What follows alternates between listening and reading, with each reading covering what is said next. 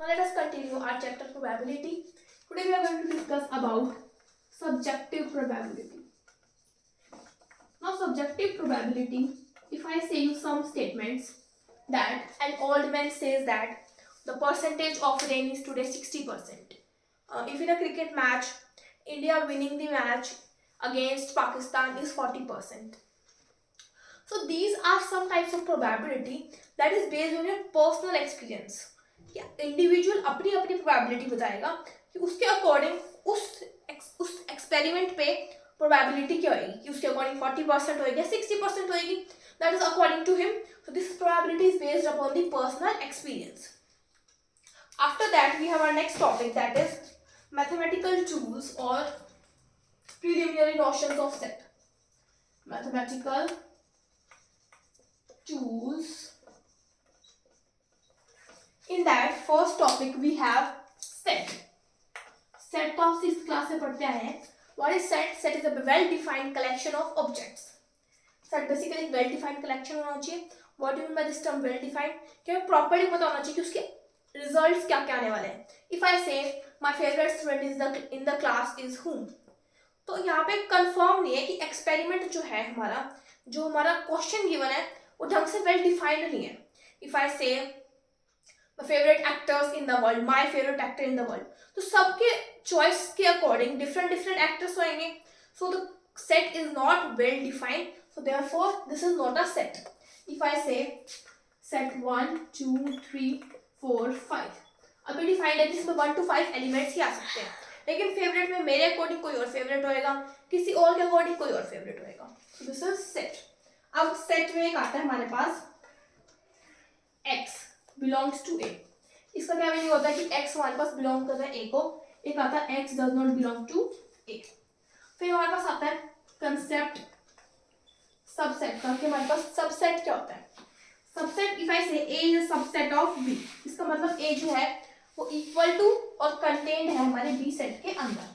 If I से B is subset of ए, इसका मतलब क्या है बी जो है वो कंटेन्ड है और इसके इक्वल भी है. Such are known as a subset. Now subset को डिनोट करने का तरीका, if A is a subset of B so B will contain an A. B के अंदर क्या होगा हमारे पास ए होगा. This is the concept of subset. Next हमारे पास इसके अंदर आता है एम्प्टी सेट. क्या होता है. फर्स्ट एक पॉइंट आता है every set is a subset of itself. Subset of itself, हर एक सेट खुद का तो सबसेट होगा ही होगा. And 5 belongs to every set. जो 5 हमारे पास हर सेट को बिलोंग करेगा. Now let us discuss algebra of sets. So let us discuss the concept of this sign and this sign. इसका मीनिंग होता है हमारे पास यूनियन, इसका मीनिंग होता है हमारे पास इंटरसेक्शन. इसका मीनिंग लिख सकते हैं हम और इसको लिख सकते हैं हम एंड.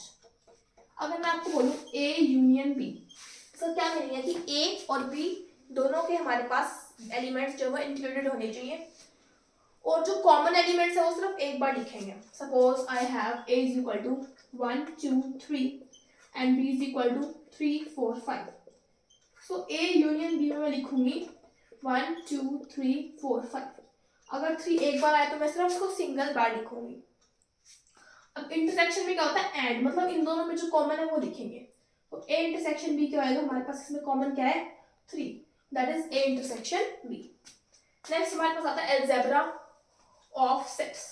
फर्स्ट हमारे पास इसके अंदर आती है कॉम्यूटेटिव प्रॉपर्टी. कॉम्यूटेटिव प्रॉपर्टी क्या कहती है कि ए यूनियन बी करो चाहे बी यूनियन ए करो, बात क्या है एक ही है. चाहे ए इंटरसेक्शन बी करो चाहे बी इंटरसेक्शन ए करो, बात क्या है सेम है. एसोसिएटिव क्या कहता है A union B union C is equal to A union B union C. इसका क्या मीनिंग है कि पहले बी यूनियन सी करो और फिर उसका ए के साथ यूनियन करो, या फिर पहले ए यूनियन बी करो फिर उसका सी के साथ यूनियन करो, तो दोनों इक्वल आते हैं.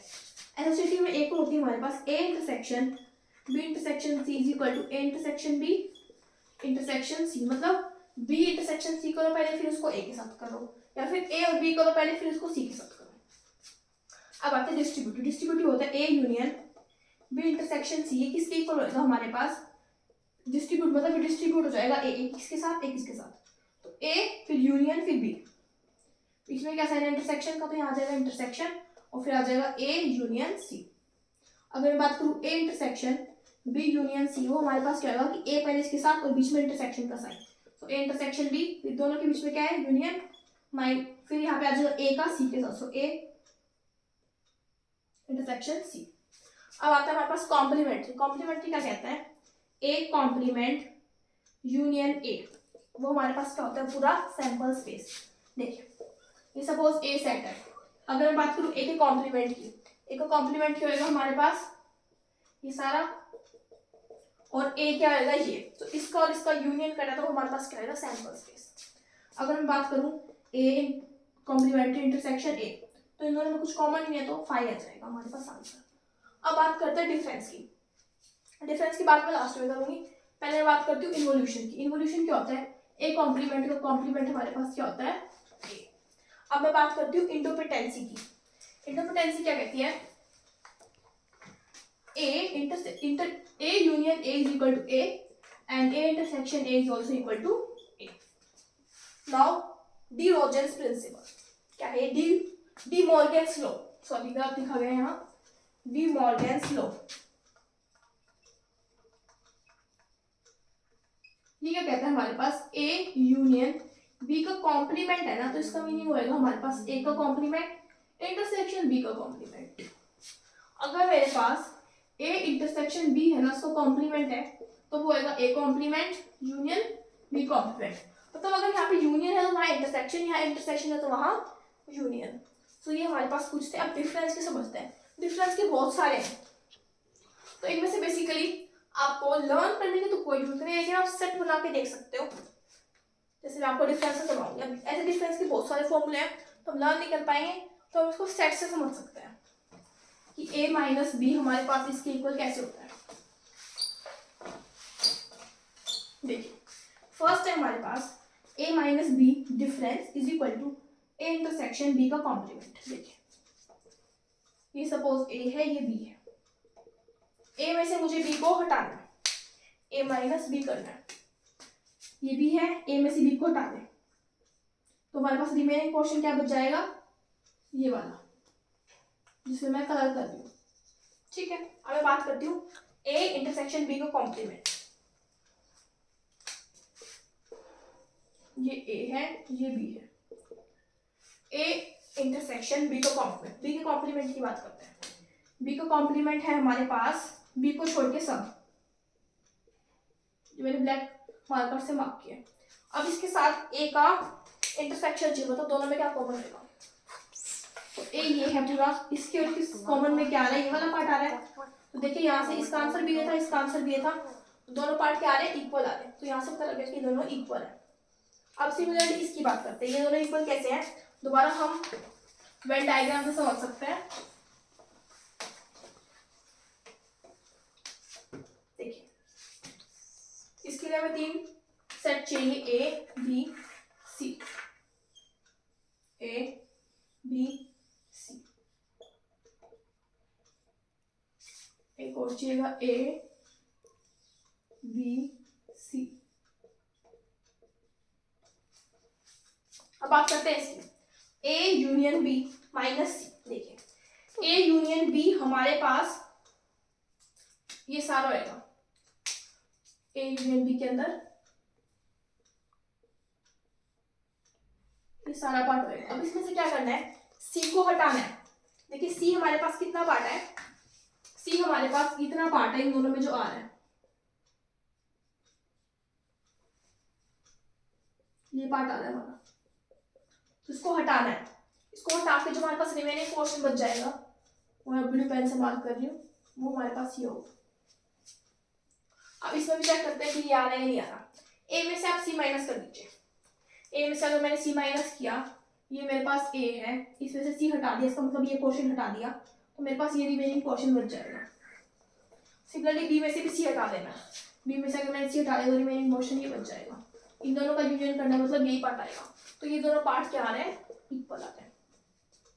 तो let us C next. Now let us see limit of sequence of sets. Let an be the sequence of sets. An मान लो हमने कोई sequence set की. The limit super num or limit superior of a sequence, जिसको हम denote करते हैं limit superior an, is a set of elements that is belonging to an and then infinitely many. Limit superior का क्या meaning है? बहुत सारे sets, बहुत सारी वैल्यूज उसके अंदर आ रही है, उसके अलावा उसका कोई मतलब नहीं है. और लिमिट इन्फिनियम का मतलब फाइनाइट नंबर ऑफ वैल्यूज आ रही है, that is limit infimum. Sample space आपकी बुक में दोबारा दे रखी है डेफिनेशन, और तो मैंने फर्स्ट वीडियो में करा दी थी, उसकी मोर डिटेल देखते हैं. सैंपल स्पेस क्या होता है? All the possible outcomes of a random experiment. जितने पॉसिबल आउटकम्स वाले रैंडम एक्सपेरिमेंट के बनने उसको बोलते हैं सैंपल स्पेस. और उसके अंदर जो आउटकम्स होते हैं, जो पॉइंट्स होते हैं, उसको बोलते हैं सैंपल पॉइंट्स. अब सैंपल स्पेस होता है, पहली बात वो एक यूनिवर्सल सेट होता है. टू टाइप्स के सैंपल स्पेस होते हैं, मैंने उस वीडियो में नहीं बताया था. That is finite space and infinite space. Finite space मतलब जिसमें हम काउंट कर सकते हैं सैंपल स्पेस को, और इनफाइनाइट जिसमें हम काउंट नहीं कर सकते सैंपल स्पेसेस को. फिर हमारे पास दो मोर टाइप्स आती है, discrete sample space and continuous sample space. Discrete sample space वो सैंपल स्पेस है विच इज काउंटेबल और इनफाइनाइट, और कंटीन्यूअस वो है जो इनफाइनाइट है. अब इनफाइनाइट के दो तरीके होते हैं, काउंटेबल इनफाइनाइट और इनकाउंटेबल इनफाइनाइट. इसमें तो आ जाएगा काउंटेबल इनफाइनाइट, और यहाँ पे नॉन काउंटेबल इनफाइनाइट. इसमें जो है काउंट नहीं कर सकते हम, नॉन काउंटेबल इनफाइनाइट, और इसमें आ जाएगा काउंटेबल इनफाइनाइट. ठीक है. अब बात करते हैं इवेंट की. इवेंट को डिनोट करते हैं ई से और सैंपल स्पेस को एस से. Event every non empty set, जो भी हमारे पास नॉन एम्प्टी सेट होएगा ए, जो किसका है एस का, विच इज डिसजॉइंट यूनियन. वो किसका यूनियन है? Single element. जैसे 2 4 6 मेरे किसी सेट में है, तो इवेंट क्या होगा? 2 + 4 + 6, मतलब अकेला में कुछ कॉमन नहीं है, इनका union, disjoint union of single element का of subset of sample space. Subset of S मतलब sample space, of a random experiment मतलब ई. सिंपल इसका यूनियन होएगा. In the next video we will discuss about axiomatic probability.